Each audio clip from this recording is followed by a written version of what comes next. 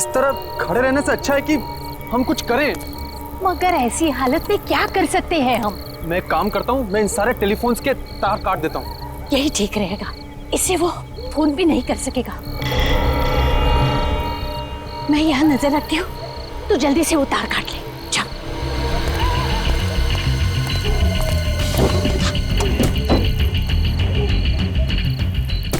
बेटा जल्दी कर, कोई आ जाएगा। किसी ने देख लिया ना तो हंगामा खड़ा कर देगा।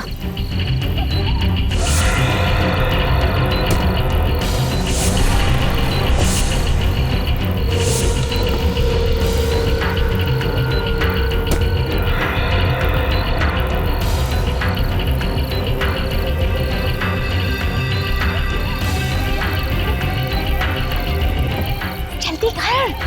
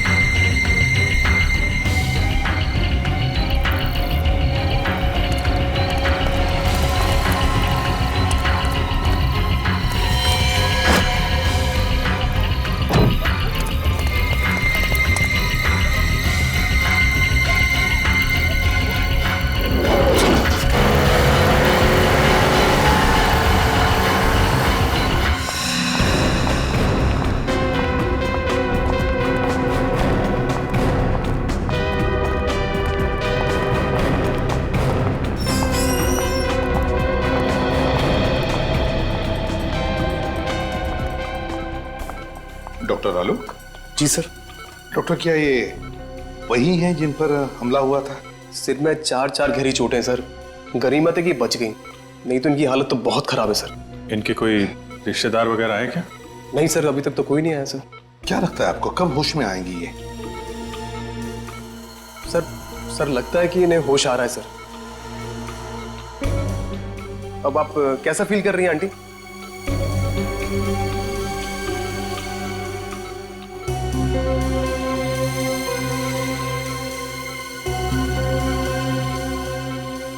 बेटा,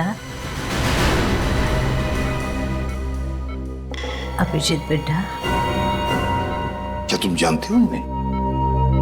नहीं सर, मैं तो पहली बार देख रहा हूँ ना।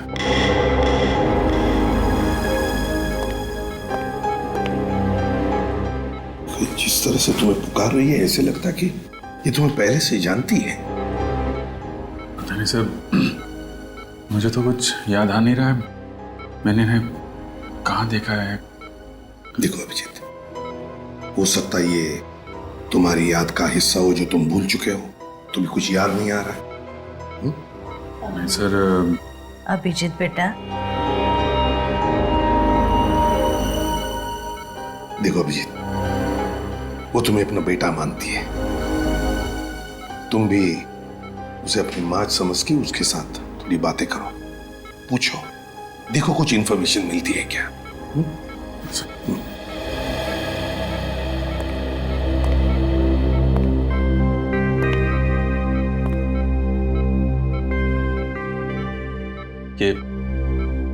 ये सब कैसे हुआ? किसने मारा आपको? उसकी जान को खतरा है, उसे बचा लो। किसकी किसकी जान खतरे में? वो लोग उसे मार देंगे, उसे बचा लो बेटा। किसको मार देंगे? किसको? सर प्लीज ज्यादा स्ट्रेस मत दीजिए सर, इनके सर में दर्द शुरू हो चुका, प्लीज।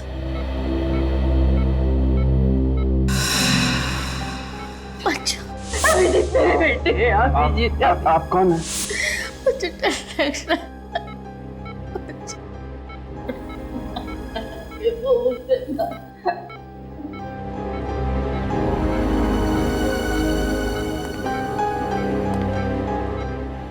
अभिजीत, निखिल, इनकी सारी चीजें फोरेंसिक लैब में भेज दो। और डॉक्टर साहब, जहां पर ये आपको मिली वहां पर और भी कोई था? देखा आपने किसी को वहां पर? नहीं सर, वहां पे कोई नहीं था, ये अकेली थी वहां पे। आप हमें वो जगह दिखाइए। Okay sir. मुझे छोड़ के मत जा।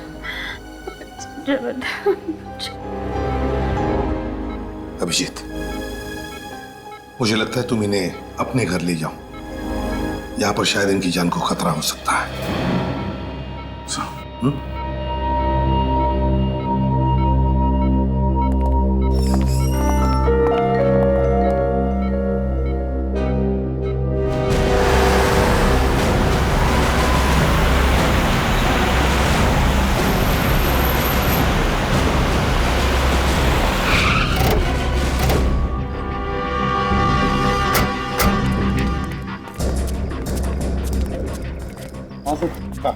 सर मैं उस तरफ से आ रहा था, वो औरत यहाँ पे बेहोश पड़ी हुई थी।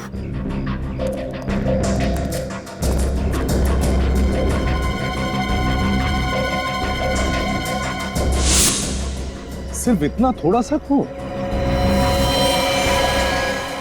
उस औरत के सिर पर तो 3-4 चोटों के निशान हैं। हाँ सर, किस्मत की अच्छी थी तो बच गई सर। सर औरत को तो काफी चोट लगी थी, तो यहाँ पे और खून होना चाहिए था। इसका एक ही मतलब है सचिन, कि उस औरत को मारा कहीं और पर और लाकर डाल दिया यहाँ पर। और सर, हमला करने वाले को लगा होगा कि वो औरत मर चुकी है। हाँ, एक काम करो, आसपास अच्छी तरह से ढूंढो, देखो जगह मिलती है कि जहां पर उस औरत पे हमला हुआ होगा।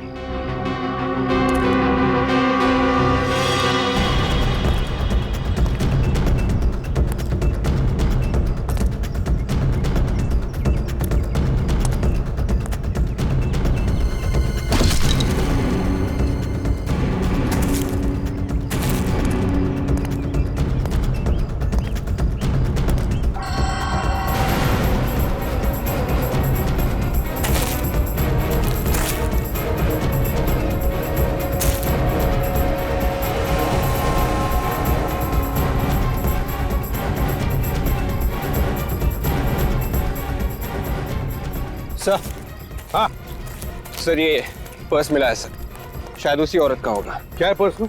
सर ये कुछ पैसे हैं और ये घड़ी सर। घड़ी है? कुछ आइडेंटिटी कार्ड वगैरह? नहीं सर।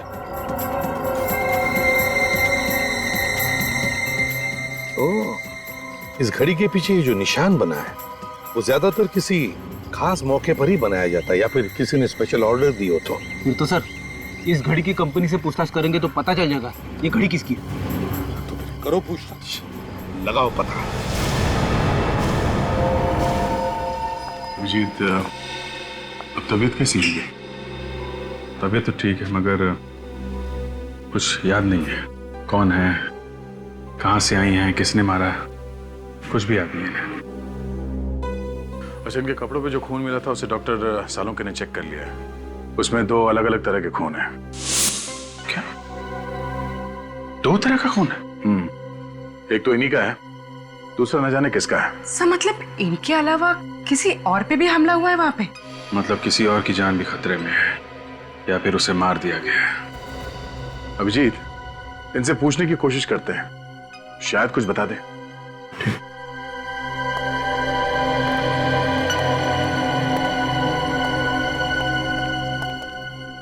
माँ, 1 साल भर से घर साफ नहीं हुआ है, कितनी धूल जमा हो गई है। हाँ? आप क्या कर रही हैं? मैं साफ कर दूंगा ना, धूल क्यों परेशान हो रही है? जल्दी से बीबी लेकर आ, वो आएगी ना तो पूरा घर साफ रखेगी। वो तो ठीक है, पर आप ये क्या करें, आप आराम कीजिए, आप बैठे उधर। अरे वही तो करती हो, तू कहाँ मुझे कुछ करने देता है। घर में वो टेबल साफ करने का स्प्रे है? वो स्प्रे तो नहीं है। एक काम करना, जल्दी से वो लोकेश की दुकान पर जाकर तू लेकर आ जा। लोकेश? लोकेश? ये लोकेश कौन है? अरे वही जिसके यहाँ से हमारे घर का पूरा सामान आता है, वही लोकेश। अच्छा वो लोकेश।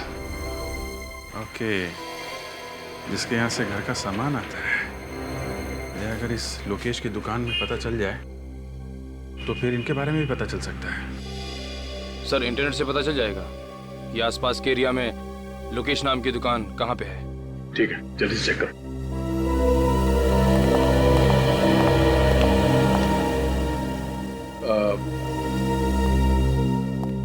आंटी जी, आप कह रहे थे कि किसी और की जान को भी खतरा है। कौन है? जान खतरे में? किसकी जान खतरे में? मुझे कुछ याद नहीं है। जिसने आप पे हमला किया, आपको उसके बारे में कुछ याद नहीं है?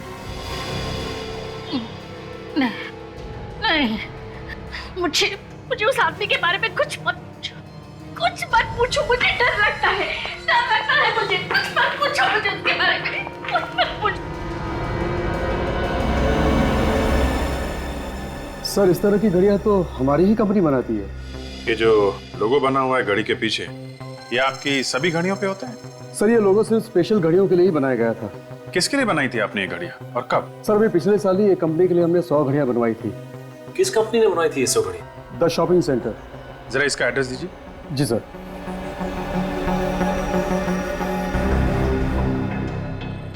ये लीजिए सर। लेकिन इस कंपनी में जाओ और जिन जिन लोगों को ये घड़ियां गिफ्ट में दी गई हैं उनकी लिस्ट ब्यूरो में लेके आओ। आइए। बेटा तुम यहाँ काम करते हो? जी हाँ। पर मुझे यहाँ पर क्यों लेकर आए हो? आप घर में अकेली नहीं रह सकती थी ना, इसलिए। बैठ। मुझे यहाँ थोड़ा सा काम है। हाँ। जैसे ही काम खत्म हो जाएगा हम लोग घर चलेंगे। ठीक है।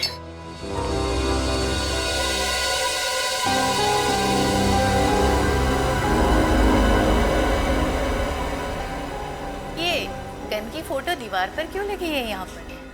तुम पुलिस में काम करते हो? आप गन्स के बारे में जानती हैं? हाँ, फिल्मों में मैंने बहुत बार देखी है ऐसी गन। ऐसा लगता है इनकी याददाश्त वापस आ रही है सर। हाँ, हो सकता है। सर ये उन लोगों की लिस्ट है जिन्हें वो घड़ी गिफ्ट में दी गई थी। अभिजीत, इनमें ज्यादातर तो औरतें हैं जिन्हें वो घड़ी गिफ्ट मिली थी। एक काम करो, ये सारे नाम इन माजी को पढ़ के सुनाओ। देखो किसी को पहचानती है क्या। माँ, इस पेपर में कुछ नाम लिखे हुए हैं, मैं आपको ये पढ़ के सुनाऊंगा। अगर कोई भी नाम आपको जाना पहचाना लगे या ऐसा लगे कि ये पहले कभी सुना है तो आप बताइएगा। टीना? नहीं। काया? नहीं। कविता? नहीं। जानवी?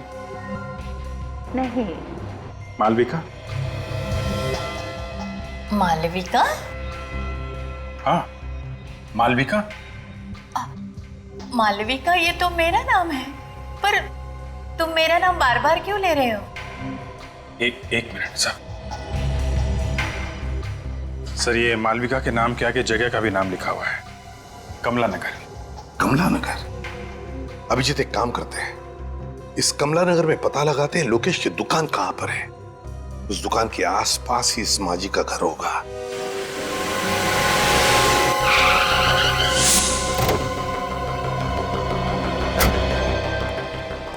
एक्सक्यूज मी, जरा ये फोटो देखिए। इन्हें पहचानते हैं आप? ये आसपास इसी एरिया में कहीं रहती है। आप लोग कौन है? CID। इन्हें पहचानते हैं आप? ये तो मालविका जी है। क्या हुआ इन्हें? इन्हें किसी ने मारने की कोशिश की है। कहाँ रहती हैं ये? साहब सामने वाली गली में चले जाइए, वहाँ श्रद्धा एनक्लेव है, उसी में रहते। थैंक यू सर मालविका जी कल से गायब हैं, पर उनके परिवार वाले उनको ढूंढ नहीं रहे।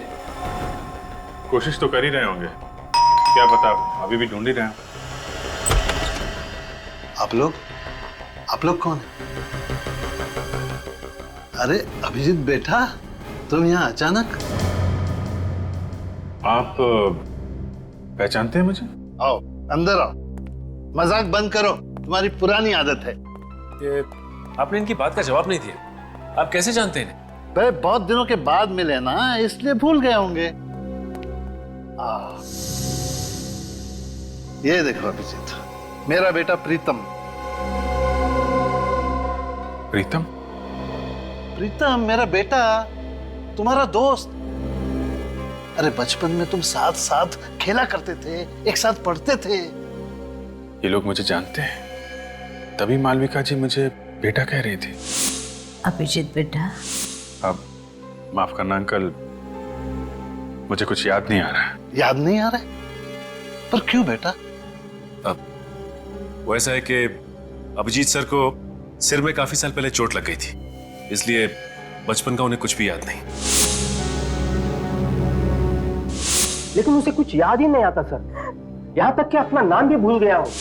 तभी मैं कहूँ कि अभिजीत अपने उमेश अंकल को कैसे भूल गए। खैर कोई बात नहीं, कम से कम तुम घर आए तो। मालविका यहाँ होती तो तुम्हें देख के बहुत खुश हो जाती।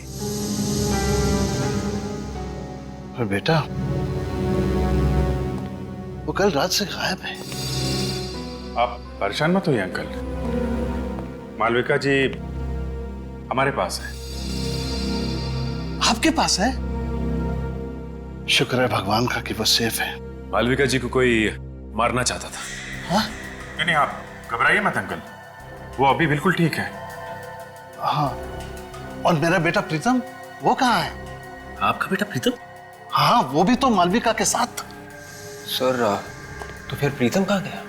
उसे भी मालविका जी के साथ ही होना चाहिए था। Oh my God! अरे पता नहीं मेरा बेटा किस हाल में होगा, पता नहीं मेरा बेटा कहाँ होगा। आप परेशान मत होइए अंकल, हम लोग प्रीतम को जल्दी ढूंढ लेंगे। आप ये बताइए, ये लोग कहाँ से गायब हुए, कैसे गायब हुए? बेटा कल रात दोनों माँ बेटा शॉपिंग करने गए थे और रात को तकरीबन 10 बजे मालविका ने मुझे फोन किया, कहने लगी कि हम लोग गोल मार्केट में हैं, ऑटो स्ट्राइक है तो हमें लेने आ जाओ। तो आप उन्हें लेने गए थे? हाँ बेटा, मैं वहां गया था, लेकिन ये दोनों वहां नहीं थे। आपको किसी पर शक है? कौन कर सकता है ऐसा? नहीं बेटा, इस दुनिया में हमारा कोई भी दुश्मन नहीं है। अंकल आप परेशान मत होइए, हम लोग प्रीतम को बहुत जल्द ढूंढ लेंगे। सचिन, मालविका जी और प्रीतम पे हमला गोल मार्केट में हुआ है। गोल मार्केट जाओ, आसपास छानबीन करो, देखो शायद प्रीतम वहीं कहीं हो।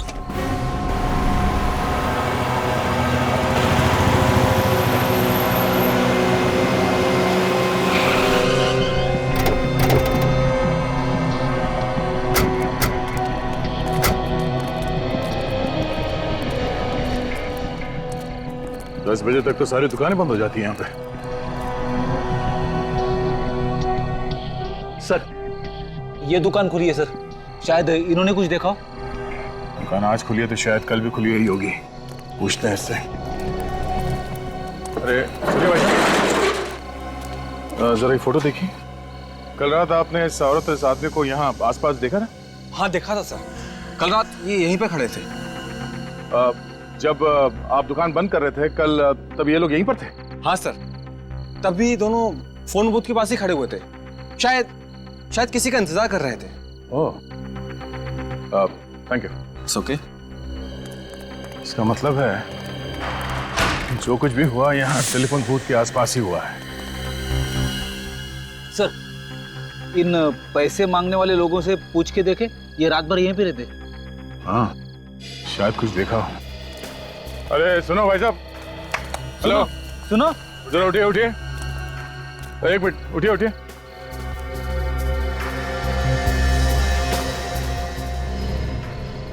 जरा ये फोटो देखिए, इन दोनों को यहाँ पे देखा था कल रात को आसपास कहीं पे? नहीं साहब, हमने तो नहीं देखा है। तो ध्यान से देखिए। नहीं देखा साहब।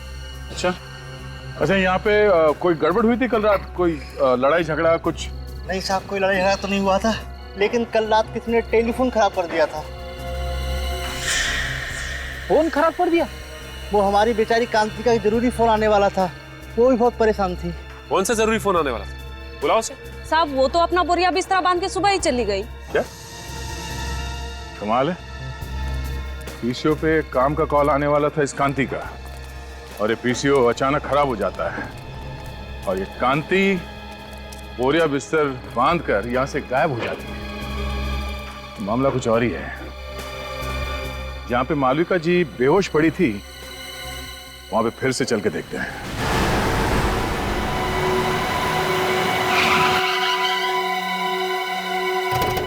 सर, उस दिन भी यहीं पे खून मिला था। ये देखिए सर, आसपास और कहीं पे भी खून नहीं था। खून के अलावा कोई और निशान मिला यहाँ पे? नहीं सर। हाँ, मगर विवेक को मालविका जी का पर्स जरूर मिला था सर। एक बार फिर से चेक करते हैं, देखो कहीं घसीटने या हाथापाई के निशान मिलते हैं क्या।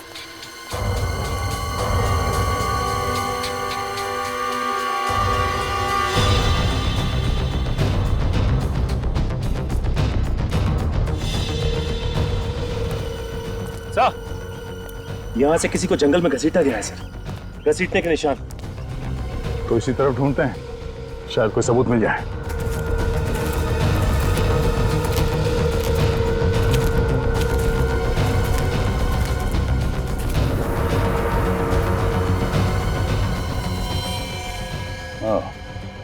ये देखो, खून से सने हुए हाथ का निशान। मतलब जो कुछ हुआ यहीं पे हुआ है।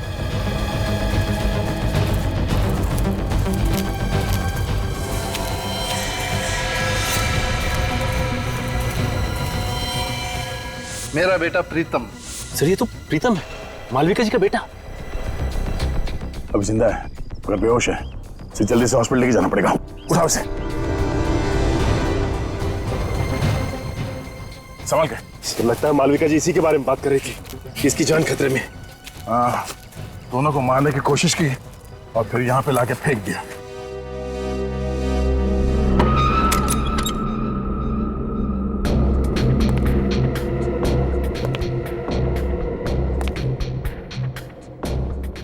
अभी बेटा आ गए?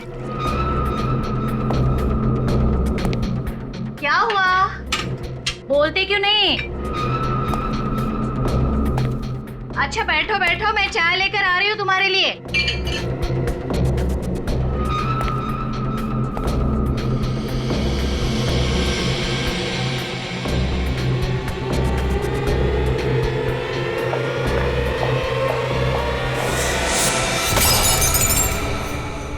कौन हो तुम?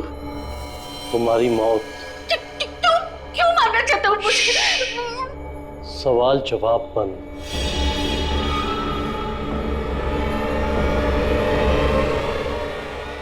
किसी की जान लेना इतना आसान नहीं है।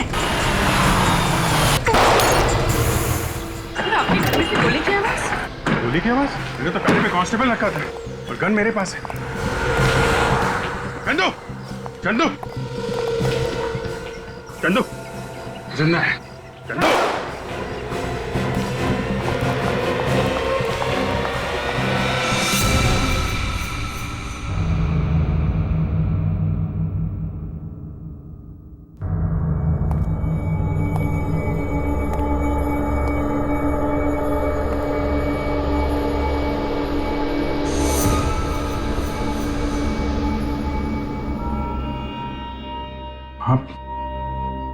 आप ठीक हो मां? मालविका?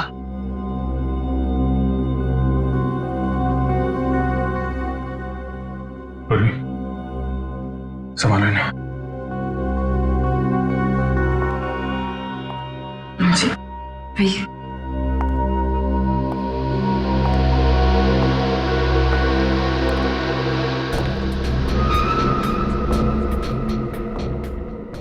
Dead.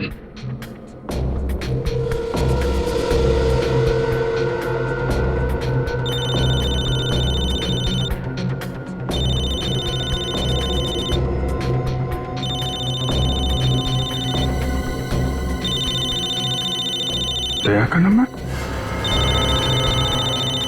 दया इसके मोबाइल पे क्यों फोन कर रहा है? मॉरिस? मॉरिस? हाँ हाँ, यही तो है मॉरिस।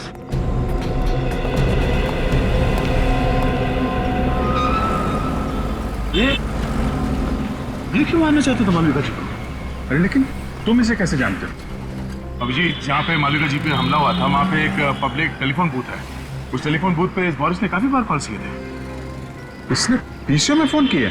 हाँ, और इस पीसीओ का कॉल रिकॉर्ड निकाला हमने। पिछले 4 महीने में 20 बार बाहर से कॉल था और उसमें से 15 कॉल इस बोरिस ने किए। वहां पे कॉल क्यों किए इसने, ये तो मालूम नहीं अभिजीत। मगर परसों रात 10:15 बजे भी बोरिस ने उस पीसीओ पे कॉल किया था। परसों रात को तो मालविका जी और उसका बेटा वहीं पे थे। उमेश जी ने बताया। इस बोरिस की हिस्ट्री निकालते हैं। अभिजीत मुझे डर लग रहा है, मुझे छोड़कर मत।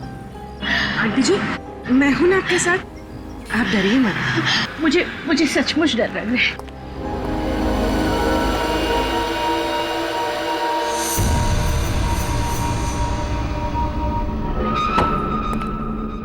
घर तो खुला पड़ा है, लगता है बोरिस अकेला रहता था।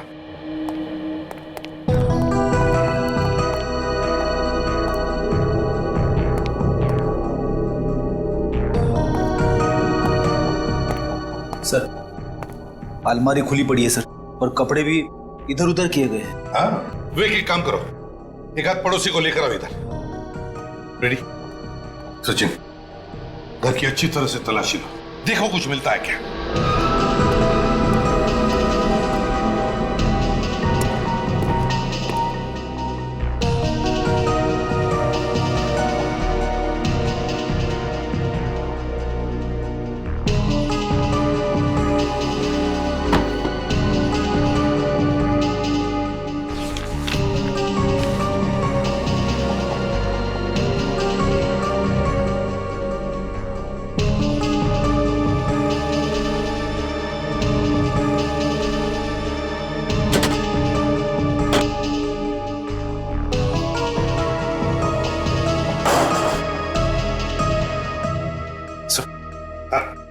ये कुछ पैसे मिले अंदर से बस। चल, ये कैसा पेपर है सर? फ्रेडी, मृत्यु प्रमाण पत्र है ये, डेथ सर्टिफिकेट, ध्यानचंद हॉस्पिटल। लगता है स्याही गिर गई इसलिए यहाँ फेंक दिया। सर, डेथ सर्टिफिकेट बोरिस के घर पे क्या करा था? वही तो, ध्यानचंद हॉस्पिटल का ब्लैंक डेथ सर्टिफिकेट बोरिस के घर में। किसकी मौत का इंतजाम है ये? साहब,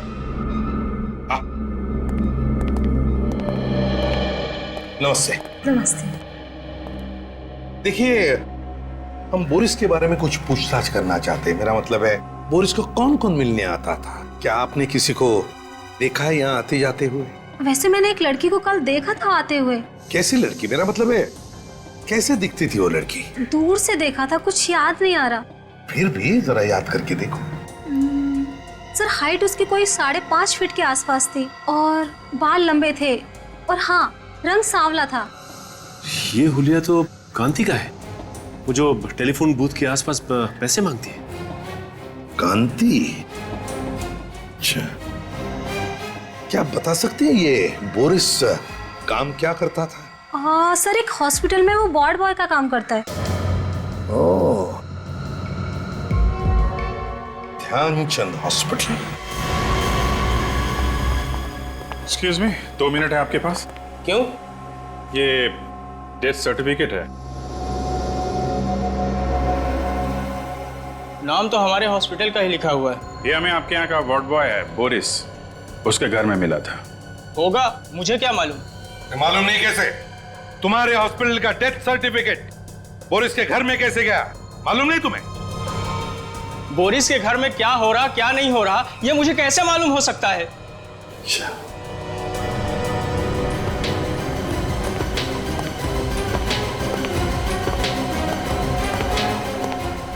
ठीक से जवाब नहीं दे सकते। मेरा टाइम खराब मत करो।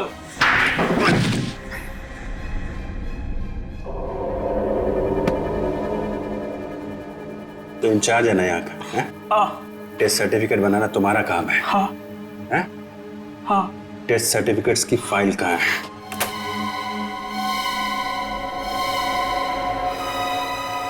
सही है।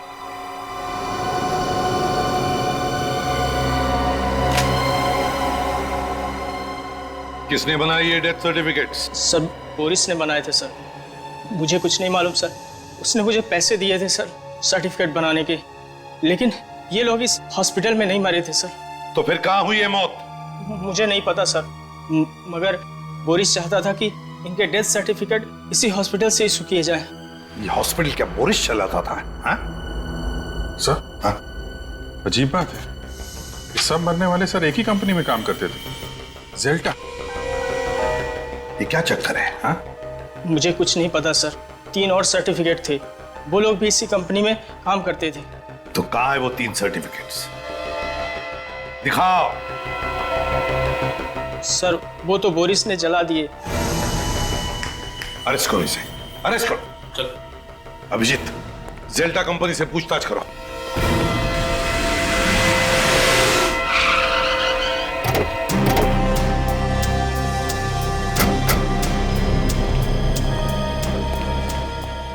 Excuse me. जी बोलिए। आप इसी सोसाइटी ऑफिस में काम करते हैं? जी हाँ, कोई काम था? हमें इस जेल्टा कंपनी के बारे में पता करना है। कौन से फ्लोर पे है इसका ऑफिस? जेल्टा कंपनी? ये क्या चीज है? अरे कंपनी का नाम है जेल्टा कंपनी। भाई साहब, इस बिल्डिंग में इस नाम की कोई कंपनी नहीं। आप लोग चाहें तो बोर्ड देख सकते हैं।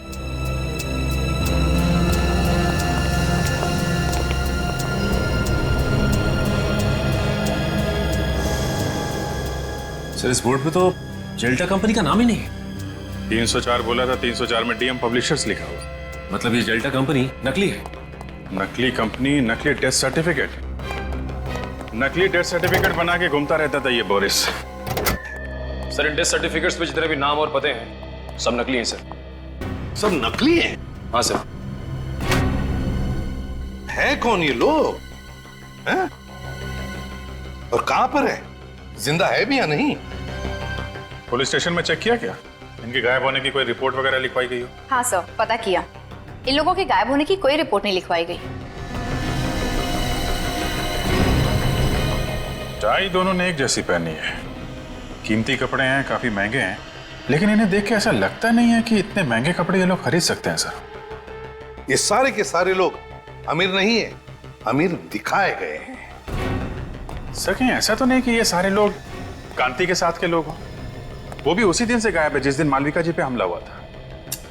अभिजीत, मुझे तो लगता है कांति और ये लोग, इनका कोई ना कोई संबंध जरूर है। इस गोल मार्केट में जाकर फिर से पूछताछ करनी पड़ेगी।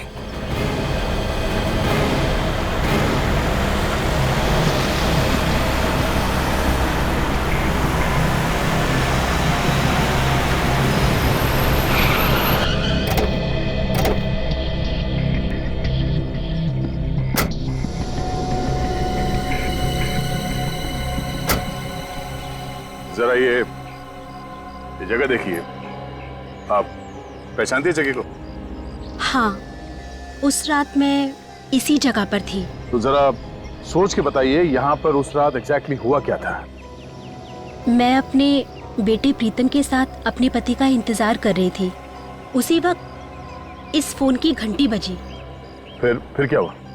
बहुत देर तक फोन बज रहा था तो मैंने फोन उठाया। सामने से एक आदमी की आवाज आ रही थी। क्या बोला उसने? उसने कहा, कांति का वक्त अब पूरा हो चुका है, उसे ठिकाने लगा दो, मैं फिर से फोन करूंगा। फिर? मैंने सोचा कि फोन ही खराब कर देते हैं, फिर ना ही फोन बजेगा और ना ही किसी का खून होगा। और उसी वक्त किसी ने हम दोनों पर हमला कर दिया। आपने उस आदमी का चेहरा देखा? नहीं। ठीक है पूर्वी, इन्हें घर छोड़ने का इंतजाम करो। आप घर जाइए। जी।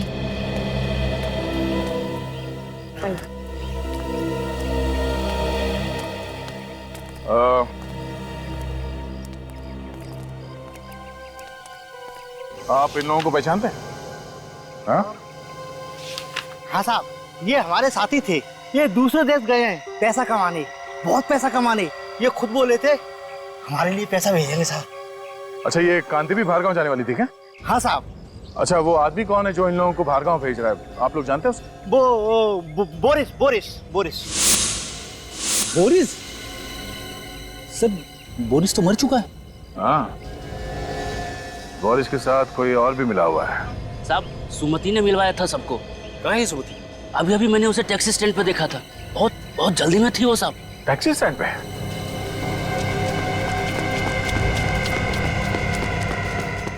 अरे सुनो भाई साहब, क्या अभी थोड़ी देर पहले एक पैसे मांगने वाली लड़की टैक्सी लेके गई थी? हाँ गई ना साहब, अमित लेके गया उसको। अमित? तुम अमित को जानते हो? हाँ साहब, मेरा सगा वाला है वो। अच्छा, उसका नंबर है? नंबर दो जरा। एक काम करो, अपने मोबाइल से उसे फोन लगाओ। सर मेरे मोबाइल से? अरे तुम्हारा मोबाइल नंबर देखेगा तो वो फट से उठा लेगा और उस लड़की को शक भी नहीं होगा। जी सर।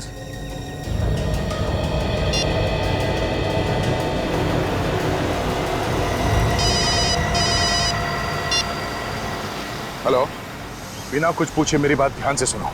मैं एक सीआईडी ऑफिसर बोल रहा हूँ। जो लड़की तुम्हारे टैक्सी में बैठी है उसे बिल्कुल पता नहीं चलना चाहिए कि तुम एक सीआईडी ऑफिसर से बात करो। हाँ बोलो भैया।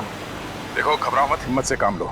जो लड़की तुम्हारे टैक्सी में बैठी है वो खून करके भागी है और जरा सी गलती तुम्हारी जान ले सकती है।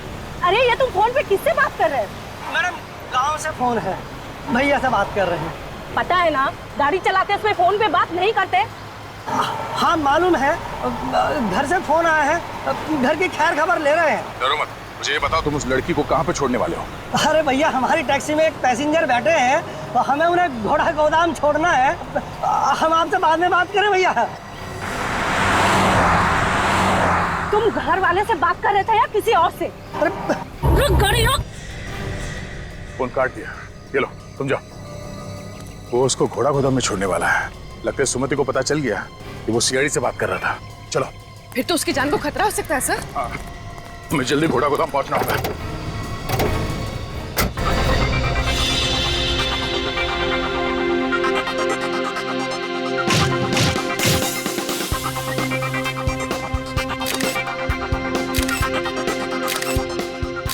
ओहो, ऐसा लग रहा है कि जैसा कि शोक सभा में आई। चेहरे पर थोड़ी सी मुस्कुराहट लाओ। अमेरिका जाने के नाम से ना खुशी के मारे मेरे तो होश ही उड़ गए हैं। तो फिर चिंता क्यों? सोच रही हूँ कि वहां जाकर क्या काम करूँ, और तो और मुझे तो अंग्रेजी बोलने भी नहीं आती। तुम्हें ऐसी जगह पर ही काम मिलेगा जहां पर सिर्फ और सिर्फ हिंदी बोली जाएगी। जल्दी से एक बहुत अच्छी सी फोटो मुझे दे दो, मुस्कुराते हुए।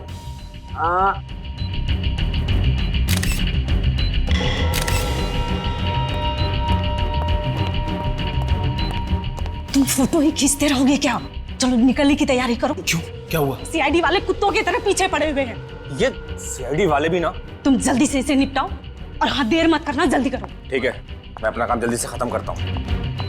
सुमति, भगवान तुम्हारा भला जरूर करेगा। हम लोगों की तो दुनिया ही सुधार दी तुमने। देखना, मैं अमेरिका जाकर बहुत पैसे कमाऊंगी, एक नई दुनिया बसाऊंगी, और मैं भी ऐसे ही लोगों की मदद करूंगी ताकि कभी किसी को भीख मांगने की जरूरत ना पड़े। ये सब करने की जरूरत ही नहीं पड़ेगी। ये क्या कर रहे हो आप? चाकू लग जाएगा मुझे। इसलिए तो गर्दन पर रखा हुआ है। क्या कर रहे हो? छोड़ो मुझे, छोड़ो, छोड़ो मुझे, छोड़ो मुझे, पकड़ उसको, छोड़ो मुझे, पकड़।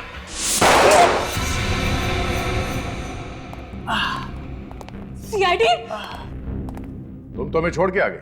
बहुत बेइज्जती की हमारी, इसलिए हम खुद मिलने आए। देखो, तुम लोग में से कोई भी आगे मत बढ़ना, नहीं तो एक एक करके सबको मार दूंगी मैं।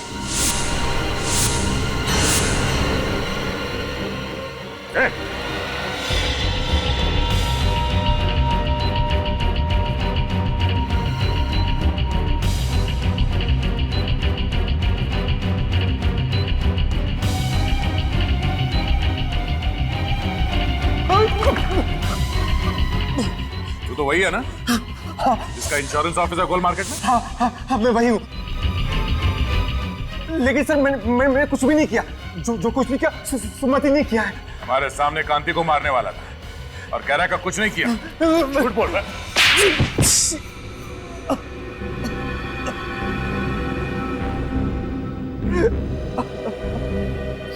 हाँ, मुझसे बहुत बड़ी गलती हो गई, बहुत बड़ी गलती। मैंने ही खून किए हैं। क्यों किया तुमने ये खून? इंश्योरेंस के पैसे के लिए।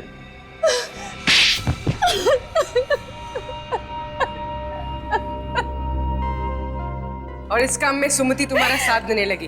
हाँ? सभी मांगने वाले लालच में आकर मेरी बात मानने लगे थे। तुम दोनों क्या लालच देते थे उनको? हम लोग उन्हें विदेश ले जाने का लालच देते थे और विदेश जाने की खुशी में वो लोग इंश्योरेंस पेपर्स पे साइन कर देते थे। और उन बेचारों को यह भी पता नहीं होता था कि जिन पेपर्स पे वो साइन कर रहे हैं वो उनकी मौत का फरमान है। हमने जेल्टर नाम की एक कंपनी भी खोल रखी थी, फॉल्स कंपनी, और वो सारे लोग उसमें काम करते थे। इंश्योरेंस होने के बाद तुम करते क्या थे? इंश्योरेंस हो जाने के बाद हम उन लोगों को मार देते थे। हाँ। और मौत का सर्टिफिकेट ला के देता था बोरिस, है ना? मगर मालविका जी और उनके बेटे पे हमला क्यों किया? उनका तो कोई इंश्योरेंस भी नहीं था। क्योंकि उन लोगों ने हमारा प्लान सुन लिया था। कैसा प्लान? जिस रात हम लोग कांति को खत्म करने वाले थे, बोरिस ने सुमिति को यह कहने के लिए फोन किया था कि मैं वहां पहुंचकर तुम्हें खबर करूंगा, तैयार रहना। मगर सुमति की जगह मालविका जी ने फोन उठा लिया और तुम्हारा प्लान उन्हें पता चल गया। और इस बात का पता बोरिस को चल गया था। उसने मुझे फोन करके बताया था। मारने वाले से बचाने वाला बड़ा होता है, ये मालूम है ना तुम लोगों को? हाँ? तुम्हारे पाप का घड़ा भर गया था, इसीलिए उसे फोड़ने के लिए ऊपर वाले ने मालविका जी और उनके बेटे को भेजा, मगर तुमने उन्हें भी मारने की कोशिश की। 7 बेगुनाह लोगों का खून किया तुम लोगों ने। तुम लोगों को कहीं भी माफी नहीं मिलेगी। फांसी होगी तुम दोनों को, फांसी।